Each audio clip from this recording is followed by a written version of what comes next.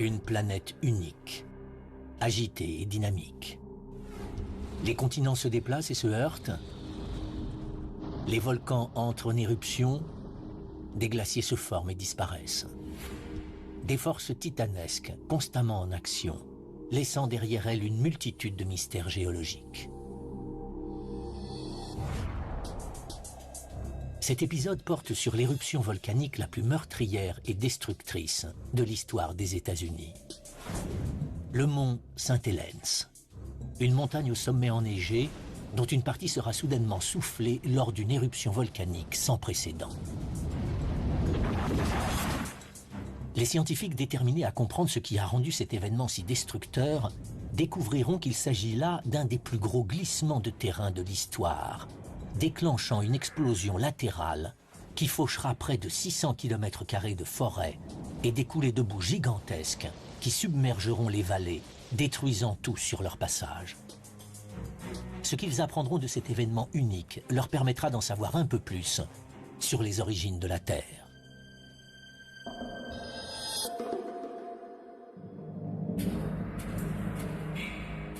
Dans l'État de Washington, à 160 km au sud de Seattle, se dresse le mont Saint-Helens, l'un des 20 plus gros volcans formant la chaîne des Cascades sur la côte ouest des États-Unis.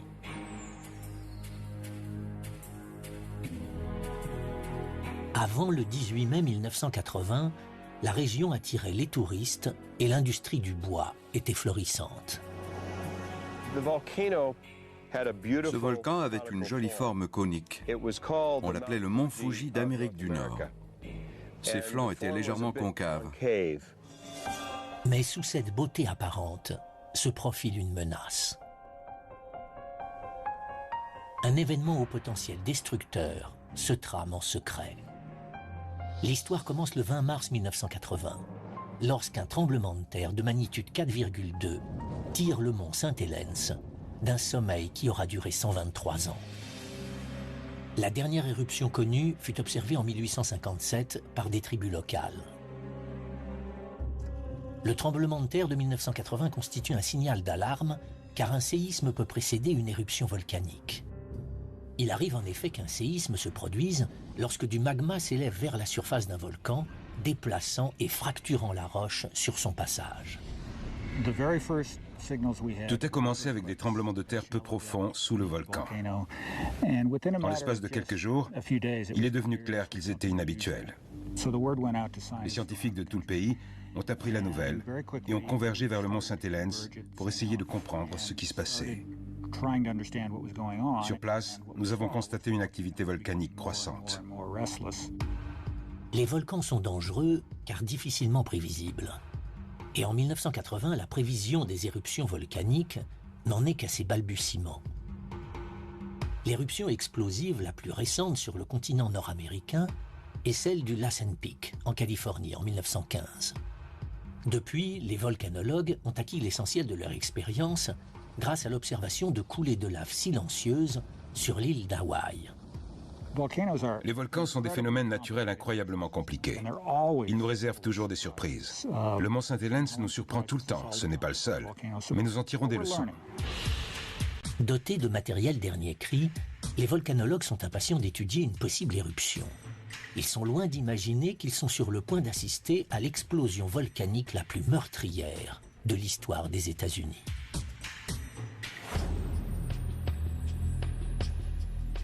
À Coldwater Ridge, à 10 km au nord-est du volcan, ils installent un campement abritant leur matériel ultra sophistiqué et commencent à observer la montagne. De là, la vue est idéale.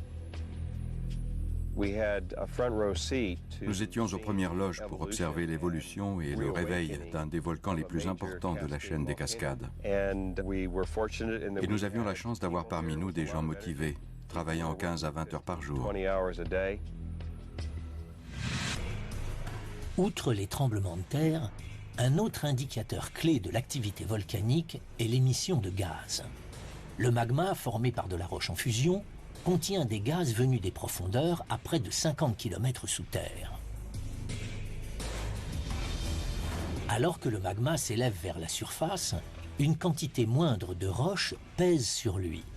La pression diminue alors Les gaz dissous dans le magma s'échappent en surface.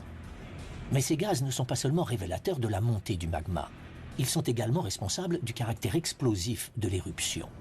Plus la pression à l'intérieur du volcan s'accumule, plus l'éruption est explosive. Cette expérience va nous aider à comprendre l'importance des gaz sous pression dans le magma. Cette bouteille est remplie à 80% d'eau. Elle va nous permettre de simuler une éruption volcanique. Je vais la placer délicatement à cet endroit. Je l'incline légèrement. Je chausse mes lunettes de protection. Et je vais commencer à pomper. C'est parti. Un peu de gaz arrive au fond. Un peu plus. La pression atteint maintenant 4 kg par centimètre carré.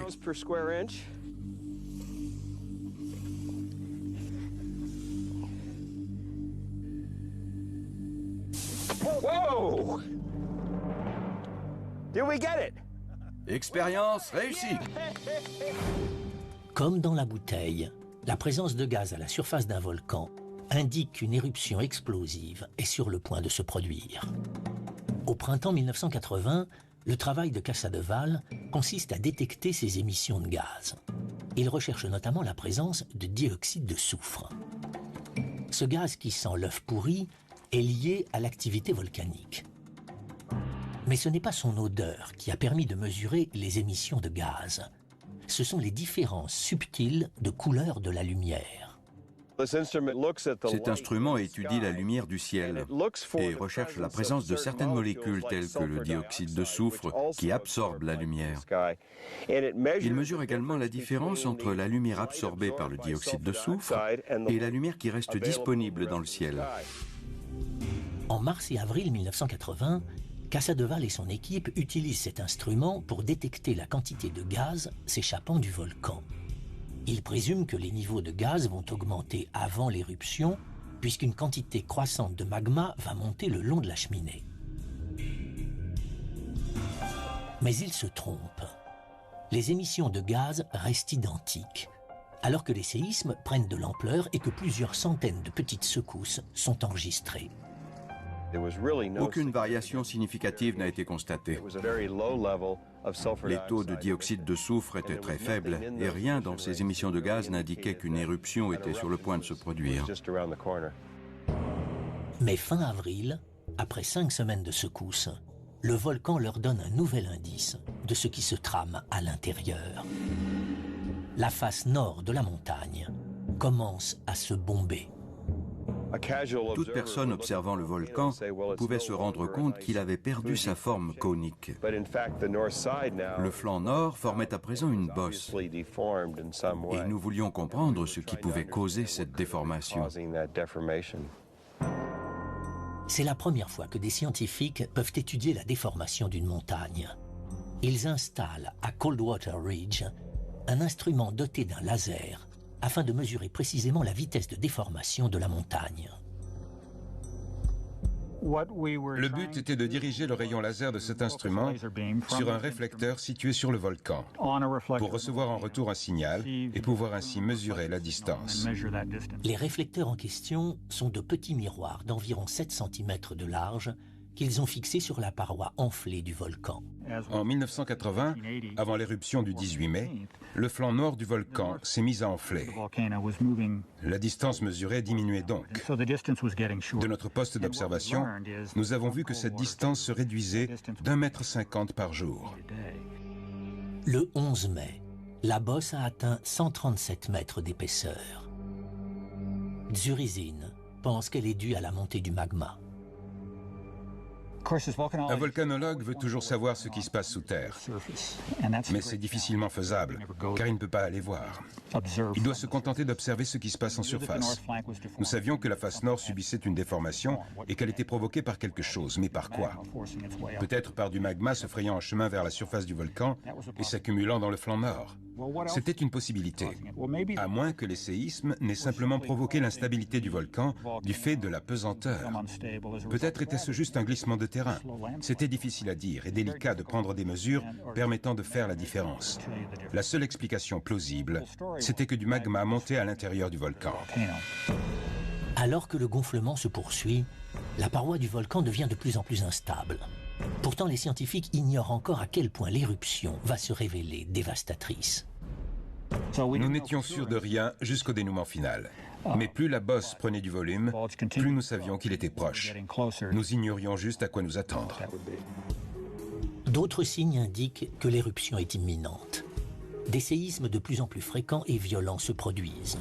Les autorités redoutent le pire et établissent des zones d'accès limitées au public autour du volcan.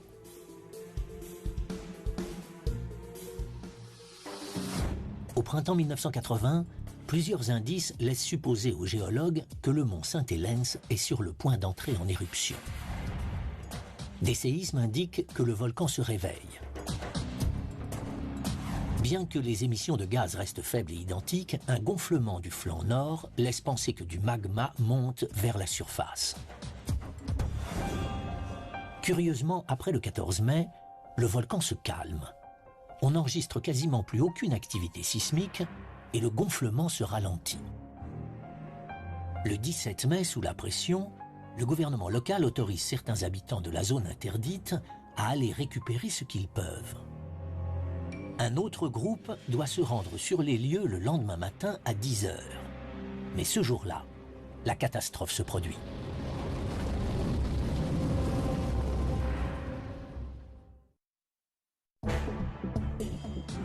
Le matin du 18 mai 1980, des scientifiques sont sur le point d'assister à une des éruptions volcaniques les plus destructrices de l'histoire contemporaine. Depuis plus de 2 mois, une équipe de volcanologues surveille le mont Saint-Helens. Nous ne nous y attendions vraiment pas. Malgré toutes les données accumulées, jusque-là, rien ne laissait présager que la catastrophe allait se produire ce jour-là. David Johnston, un jeune volcanologue de l'Institut d'études géologiques, est de service ce 18 mai. Il a passé la nuit à Coldwater Ridge pour prendre des mesures du gonflement de la face nord. Même ce matin-là, les mesures prises par David indiquaient que le gonflement se poursuivait à peu près la même vitesse. Ce même matin, Dan Miller est en chemin pour Coldwater Ridge, où il doit vérifier la caméra qu'ils utilisent pour filmer en accéléré le versant nord. Je roulais sur l'autoroute. Je venais de quitter Vancouver dans l'État de Washington et je me dirigeais vers le nord. À quelques kilomètres de là, on peut apercevoir à l'est le mont Saint-Helens. C'était une très belle journée. Et alors que je regardais de ce côté-là, j'ai vu ce nuage en forme de champignon s'élever au-dessus du volcan. J'ai compris que quelque chose de grave était en train de se produire. En sécurité, à 55 km de distance, Miller assiste au déroulement de l'éruption. Je me suis d'abord précipité sur la radio pour essayer de joindre David et lui demander ce qui se passait. Je n'ai pas réussi à le contacter et notre répéteur, qui se trouvait au sommet d'une montagne à quelques kilomètres au nord de notre poste d'observation, ne répondait pas non plus, ce qui signifiait qu'il avait été détruit. C'était très angoissant. À ce moment-là, j'ai compris qu'il était probablement arrivé quelque chose à Dave. Une fumée épaisse et sombre s'élève au-dessus du cratère, masquant le paysage. En quelques heures, le ciel s'assombrit, réduisant la visibilité sur près de 500 km au nord-est. Il faudra attendre 24 heures avant que le ciel soit suffisamment dégagé et que les scientifiques puissent aller inspecter les dégâts. Le paysage était quasiment méconnaissable pour nous qui y avions travaillé tous les jours pendant près de 2 mois avant cette éruption explosive du 18 mai. Je me suis soudainement rendu compte qu'il régnait un silence absolu. Il n'y avait plus d'insectes, plus d'animaux, plus de couleurs. La seule couleur que l'on pouvait voir à perte de vue, c'était le gris des cendres. Nous avons grimpé vers le sommet et trouvé la petite carrière où Dave avait garé le véhicule et la caravane ce matin du 18 mai. Il ne restait rien. C'était un lieu redoutable ce jour-là. Personne n'aurait pu s'en sortir. Ni Johnston, ni sa caravane ne seront retrouvés. Au total, 57 personnes ont été tuées, ainsi que des milliers de cerfs, d'élans, d'ours et d'autres animaux sauvages. Près de 600 km² de forêt ont été dévastés. Et le sommet du volcan a laissé place à un cratère profond de 610 mètres. Le volcan avait perdu sa jolie forme conique. En fait, le sommet semblait avoir disparu. Du moins, on ne le voyait plus. Les mois suivants, les scientifiques sont confrontés à la lourde tâche de découvrir ce qui s'est réellement passé ce jour-là. Ils enquêtent sur le terrain à la recherche d'indices et reconstituent méthodiquement le déroulement des événements ayant conduit à la catastrophe. Un séisme de magnitude 5,2 ayant agité le mont Saint-Helens à 8h32, ce matin-là, constitue le premier élément important. Le deuxième indice vient de photos prises par des touristes survolant la montagne à peu près au même moment. De l'avion, ils ont réussi à prendre des photos du sommet en proie à des secousses. Puis le flanc de la montagne s'est mis à bouger. Cette série de photos permet d'observer l'effondrement de la bosse sur le flanc nord. Le séisme de magnitude 5,1 a provoqué la rupture du flanc nord, déjà fragilisé par la déformation qu'il subissait, sous la forme d'un gigantesque glissement de terrain. Le volcan ne pouvait en supporter davantage. Le flanc nord, devenu instable, s'est détaché. En quelques secondes, une paroi de 400 mètres se décroche, détruisant tout sur son passage. Cette autrefois paisible vallée montagneuse traversée par la rivière Toutle est à présent recouverte d'une couche de débris épaisse de 180 mètres, formant une surface accidentée appelée hummocks. D'après la quantité de débris retrouvés, les scientifiques estiment que près de 3 km³ de roches se sont détachées de la montagne, ce qui suffirait à ensevelir la ville de Washington sous 15 mètres de gravats. C'est l'un des glissements de terrain les plus gros de l'histoire. Il laissera une plaie béante de 3 km de large et 610 mètres de profondeur sur le versant de la montagne. À l'époque, les scientifiques ignorent pourquoi le flanc nord du volcan s'est soudainement détaché. Aujourd'hui, les géologues peuvent reconstituer le déroulement de la catastrophe. Je suis en train d'étudier un hummock sur cette gigantesque avalanche de débris. Il s'agit en fait d'un affleurement rocheux. La couleur de ces roches révèle qu'elles ont subi une altération. Cette couleur constitue un indice important permettant d'expliquer l'ampleur du glissement de terrain. La roche volcanique, habituellement de couleur noire, est jaune. C'est le signe qu'elle a été en contact avec de l'eau chaude, laquelle a jauni certains minéraux présents dans la roche. Les géologues ont retrouvé cette même roche de couleur jaune dans la paroi du cratère, ceci laissant supposer que la décoloration avait eu lieu sur la montagne avant l'éruption. L'eau de pluie ou des glaciers s'infiltre dans la montagne, approche du magma, puis remonte chaude vers la surface, où elle altère chimiquement la roche. C'est ce qui lui donne ses différentes couleurs. Mais l'eau chaude n'a pas juste modifié la couleur de la roche, elle l'a surtout fragilisée. Vous pouvez voir à quel point cette roche est friable. Je n'ai qu'à gratter un peu pour qu'elle se détache. En s'infiltrant, l'eau a altéré l'argile ou d'autres matières tendres la composant. N'importe quelle autre roche serait bien plus résistante.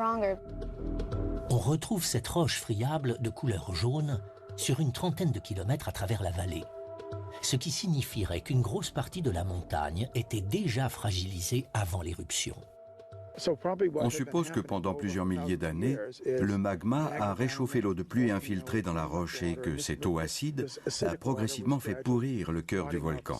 Ce phénomène était invisible en surface.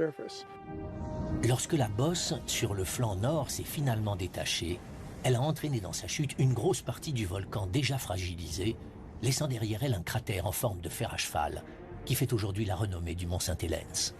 Ce volcan est semblable à un monticule de sable. Sa structure interne était fragile, si bien que lorsque la défaillance s'est produite, toute une partie de la montagne s'est détachée. Mais ce n'est que le début de la catastrophe. Quelques minutes après le glissement de terrain, le mont Saint-Helens concentre sa fureur sous la forme d'une autre force destructrice. Le ciel est devenu noir, personne n'y voyait rien. Mais d'après les quelques témoins ayant survécu à la catastrophe, le sol s'est mis à trembler violemment et ils ont eu l'impression que tous les arbres tombaient en même temps. Le glissement de terrain s'est étendu à l'est et à l'ouest. Mais cette force déferle, elle, vers le nord. En l'espace de 3 ou 4 minutes, Coldwater Ridge est entièrement dévasté et les arbres déracinés sur une surface de 600 km² en forme d'éventail. Nous nous trouvons à 12 km du volcan. Derrière moi, vous pouvez apercevoir cette crête. Elle s'élève à plus de 900 mètres d'altitude. Ce qu'on voit sur le sol, ce sont les troncs d'arbres des forêts qui recouvraient autrefois la zone et qui ont été couchés par le souffle de l'explosion. Il est passé par-dessus comme si rien n'entravait sa route. La vitesse de ce souffle devait donc approcher les 500 km/h. Il a ensuite continué son chemin sur une quinzaine de kilomètres avant de s'arrêter. Les géologues n'avaient pas prévu ça. C'est la première fois qu'ils sont témoins d'une éruption latérale. La plupart d'entre nous avions appris à l'école qu'une éruption volcanique se produit vers le haut. La lave jaillit vers le ciel de manière verticale. Et je crois que nous nous attendions tous à assister à ce type d'éruption au mont Saint-Helens, car c'est ainsi que se produisent les éruptions. Les scientifiques se demandent ce qui a pu causer cette éruption latérale dévastatrice. Ils commencent à chercher des indices sur le terrain. À 8 km au nord-est du cratère, Waite examine une nouvelle fois les débris de l'époque. Outre du bois déchiqueté et brûlé, il découvre de la roche. Pour un œil inexercé, elle semble identique aux autres, mais pas pour un expert. Cette roche est jeune, elle est relativement légère et pleine de petites cavités, des petites bulles figées pendant le refroidissement. C'est cette roche, alors sous la forme d'un liquide brûlant presque visqueux, qui s'est accumulée au cœur du volcan et qui a causé la déformation du flanc nord avant l'éruption du 18 mai. Cette petite pierre constitue un indice essentiel pour les scientifiques essayant de reconstituer le déroulement des événements. Le glissement de terrain laissant une plaie béante sur le flanc nord de la montagne, le magma est alors mis à nu. Privé de son bouchon de terre protecteur, il s'est soudainement accumulé, jaillissant vers l'extérieur et expulsant avec lui la roche.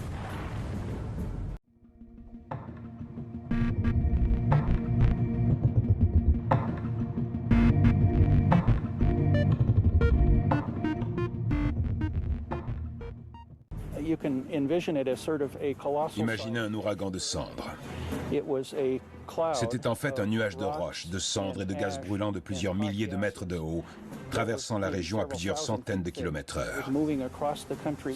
Un mélange dévastateur, avec des blocs de roches de plus d'1 mètre de large volant dans les airs. Une force incroyablement destructrice. L'éruption terminée, le mont Saint-Helens redevient paisible. Pendant une demi-heure, règne le calme et la tranquillité. Puis le volcan commence à cracher sa fureur vers le ciel. Un énorme nuage en forme de champignon, 3 fois plus haut que l'Everest, s'élève au-dessus du volcan. De violentes explosions s'enchaîneront pendant des heures, libérant des quantités colossales d'énergie équivalentes à 27 000 bombes atomiques, de la taille de celle d'Hiroshima. L'éruption volcanique du 18 mars 1980 constitue un tournant pour les scientifiques. Elle leur fournit une chance sans précédent de pouvoir étudier une éruption latérale. Les roches jaunies dans la vallée et dans la paroi du cratère prouvent que la montagne était déjà fragilisée avant l'éruption. La roche volcanique grise, retrouvée à 15 km au nord du volcan, indique que le glissement de terrain a engendré une puissante explosion latérale. À 17h30, le volcan commence à s'apaiser avant de se calmer totalement. Mais un danger imminent se profile, l'éruption ayant causé un autre effet cataclysmique.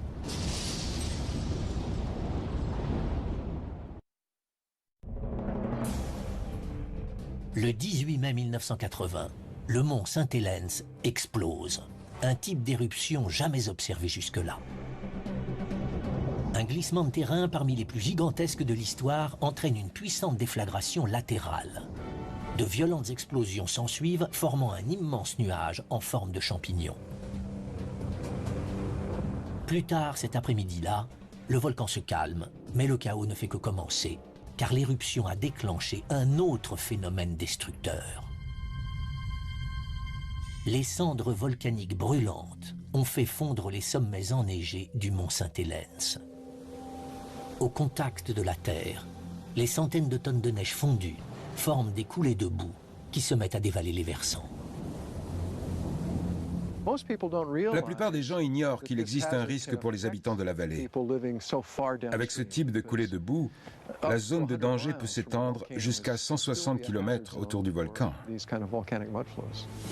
Les coulées de boue dévalent principalement dans la vallée de la rivière Toutle. Sur leur chemin, elles atteignent la vitesse record de 145 km/h, franchissant des collines aussi hautes que des bâtiments de 20 étages.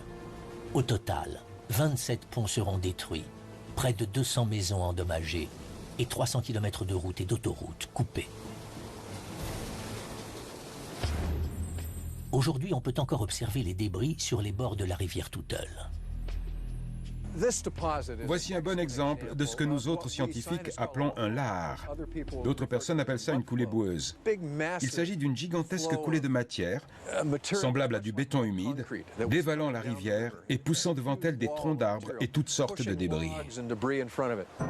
Au début, les scientifiques ne comprennent pas comment cette coulée de boue a pu devenir si énorme. Mais les roches fournissent un nouvel indice. Il y a là différents types de roches provenant du mont Saint-Helens.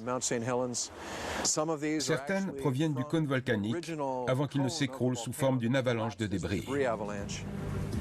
Les géologues comprennent à présent ce qui a causé ces coulées de boue dévastatrices. Ces roches initialement situées au sommet du volcan proviennent du glissement de terrain propulsé dans la vallée durant les premières minutes de l'éruption. La neige fondue, en se mêlant aux débris de l'éboulement, a alors formé une gigantesque coulée de boue. Cet incroyable torrent coulera jusque tard dans la nuit, déversant 270 km3 de boue sur son passage.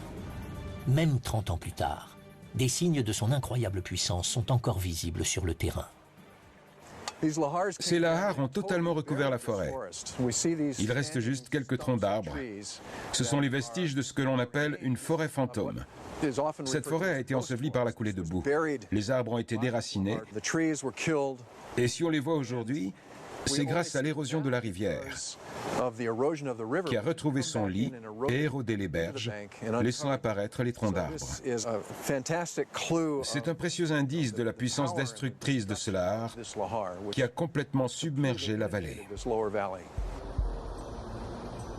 Mais un autre dépôt, plus en amont, sème le trouble dans l'enquête. On dirait un dépôt de lahar, mais il est constitué de galets de rivière plutôt que de roches volcaniques. Le scientifique qui a initialement étudié ce dépôt n'était pas sûr qu'il s'agissait d'un lahar, car il contient énormément de galets, caractéristiques d'un lit de rivière et non pas d'un lahar. Mais il a ensuite observé cette matrice très dure et compacte et vu que ce dépôt n'était pas constitué de couches.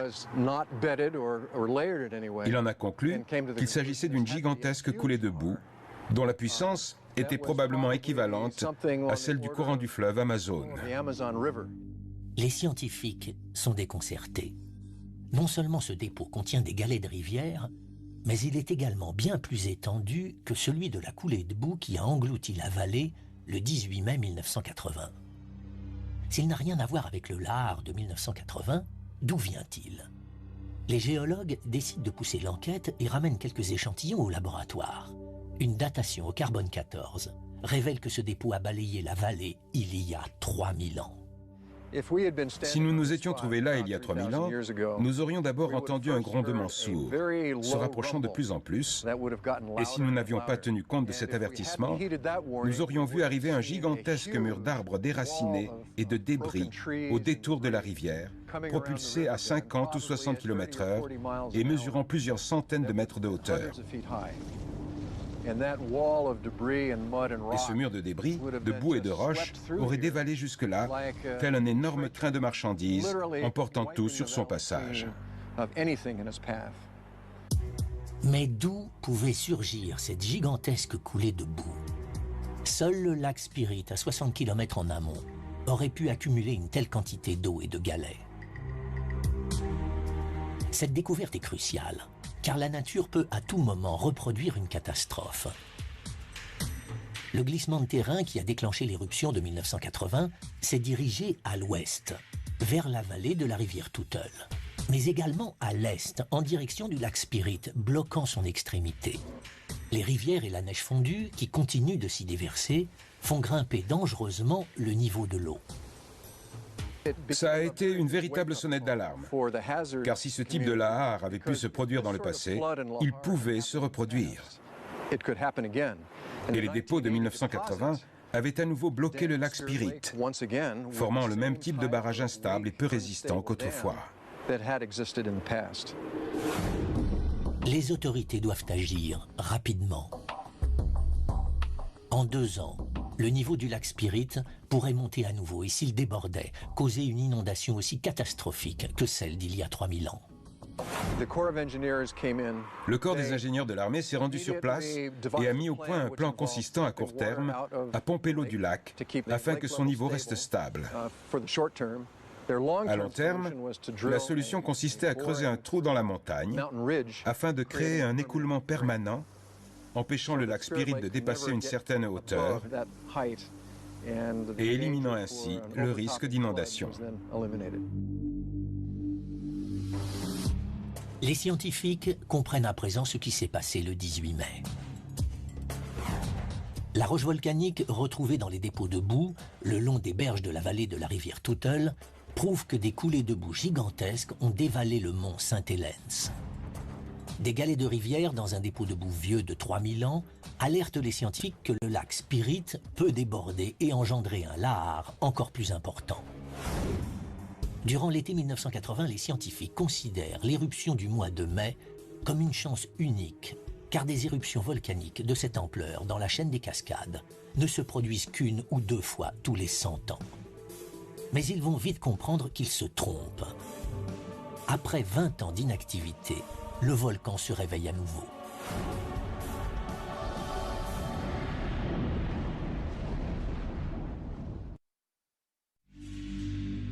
L'explosion du mont Saint-Helens en mai 1980 laisse une plaie béante sur le versant nord du volcan. Mais durant l'été qui suit l'éruption, le volcan se reconstruit. Un magma épais monte lentement vers la surface, formant un dôme à l'intérieur du cratère. Si ce processus avait continué à une vitesse constante, il aurait fallu environ 200 ans pour que la montagne retrouve son altitude d'avant 1980. Mais en 1986, la montée de magma s'arrête et le volcan se calme. La vie reprend son cours, s'adaptant à ce nouvel environnement. Des plantes et des arbres se développent sur cette terre volcanique fertile. Des élans et d'autres animaux reviennent peupler la montagne. Mais le 23 septembre 2004, un grondement menaçant reprend et met les volcanologues en état d'alerte. La chaîne des Cascades sur la côte ouest des États-Unis produit en moyenne 2 éruptions par siècle, ce qui représente une éruption par carrière. Celle du mont Saint-Helens en 1980 était donc la nôtre. Nous pensions tous que ce serait la seule, mais nous avons eu une seconde chance. Le mont Saint-Helens mijote à nouveau quelque chose. De petits séismes commencent à devenir plus intenses et plus fréquents. Des mesures GPS indiquent que la zone autour de la montagne est en train de s'affaisser. Une station GPS enregistrée en continu près du volcan. Son nom de code était JRO1. Elle n'avait pas bougé de manière inhabituelle jusqu'à la reprise des secousses. Et ce jour-là, elle a commencé à bouger. Elle s'est penchée en direction du volcan, comme si toute cette partie de l'écorce terrestre s'affaissait vers lui. La seule explication plausible, c'est que le réservoir souterrain de magma est en train de diminuer. Lors d'études précédentes, les scientifiques avaient découvert une vaste étendue de roches en fusion à 12 km sous le volcan.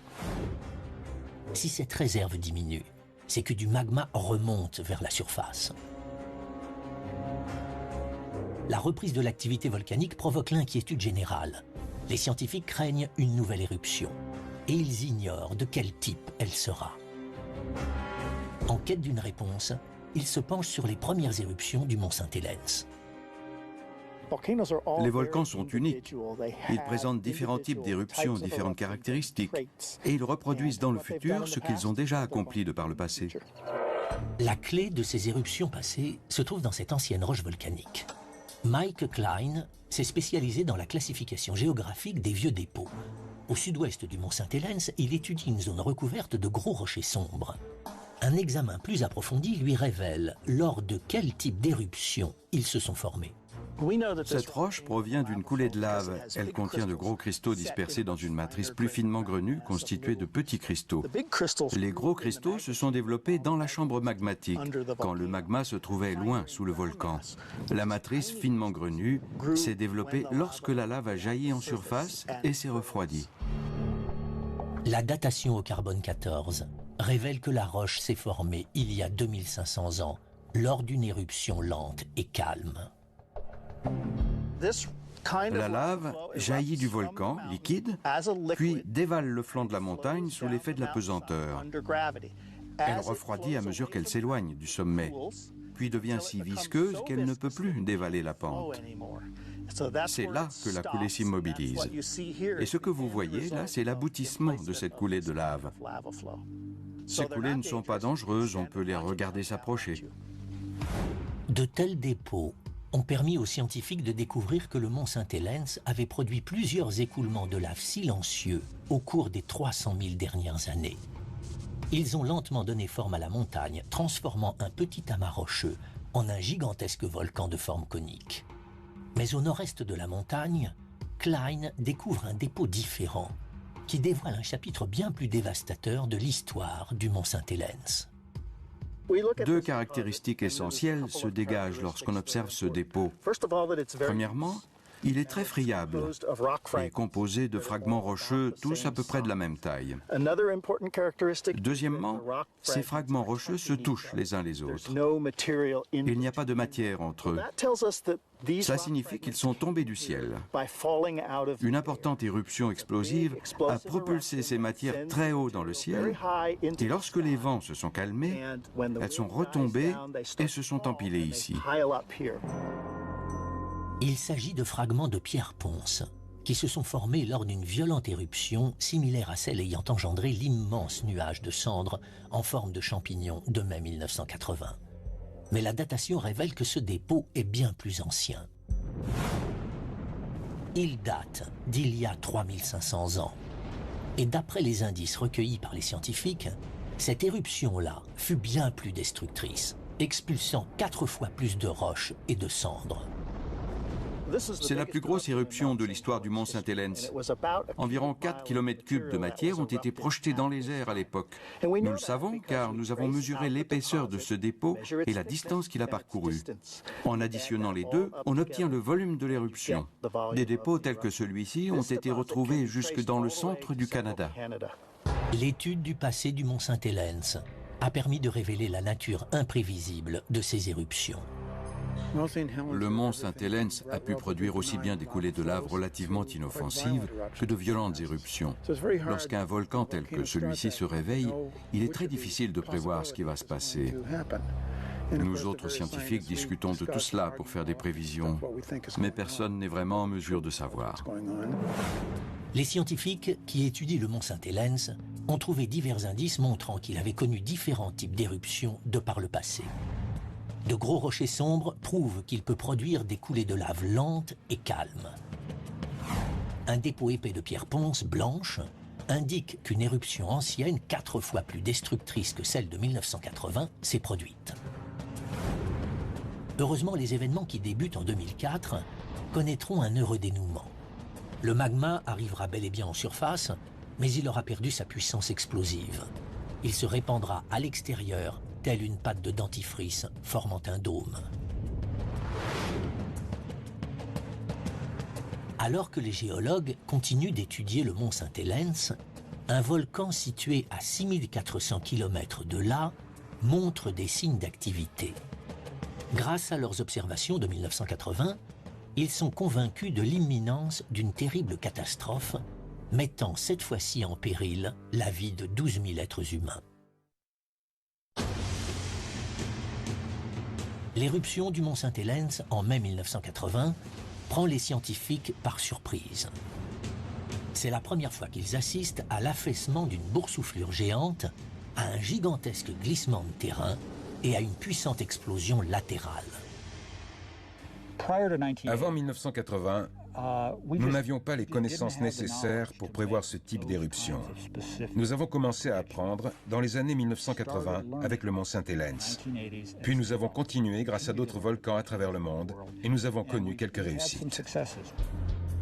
Prévoir une éruption volcanique est une tâche difficile, car il n'existe pas de schéma type. Mais en acquérant davantage d'expérience dans l'observation des volcans, les scientifiques sont parvenus à affiner leurs prévisions. En 1995, la Soufrière, sur l'île de Montserrat aux Antilles, montre des signes d'activité. Endormie depuis 350 ans, elle est soudainement secouée par des séismes. Les habitants de l'île, habitués à cette montagne fumante, espèrent juste qu'elle va se calmer. Mais lorsque les séismes s'intensifient, le gouvernement demande de l'aide. Une équipe de volcanologues américains arrive sur place pour surveiller le réveil du volcan. L'activité sismique s'est accrue dans cette région, tout comme ce fut le cas au mont Saint-Helens.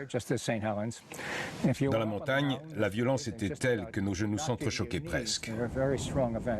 La violence des séismes ne constitue pas le seul signe d'alarme. Sur la face sud de la montagne, une énorme bosse commence à se former. On voyait des fractures apparaître chaque jour. On aurait dit que tout le flanc de la montagne allait se détacher. On allait peut-être assister à un gigantesque effondrement. En octobre 1997, la déformation augmente à une allure incroyable de 8 mètres cubes par seconde. Les scientifiques sont inquiets. Grâce à l'expérience acquise au mont Saint-Helens, ils savent que l'affaissement de la boursouflure est imminent. Les gens qui vivent à proximité du volcan sont en danger. Ils demandent aux autorités de procéder à leur évacuation immédiate. Nous avons compris que la situation était analogue à celle du mont Saint-Helens. Une avalanche de débris ou une explosion latérale pouvait se produire. Or, des gens vivaient aux alentours, ils devaient quitter les lieux. 8000 personnes doivent quitter l'île. Plus de 4000 sont obligés d'aller se mettre à l'abri, au nord. Le 26 décembre 1997, le volcan frappe. Après toute une série de séismes, une énorme partie de la boursouflure se détache et dégringole dans la vallée. Comme au mont Saint-Helens, le détachement soudain de cette capsule rocheuse libère le magma sous pression. Une explosion latérale se produit côté sud, engendrant une gigantesque colonne de cendres haute de 10 km.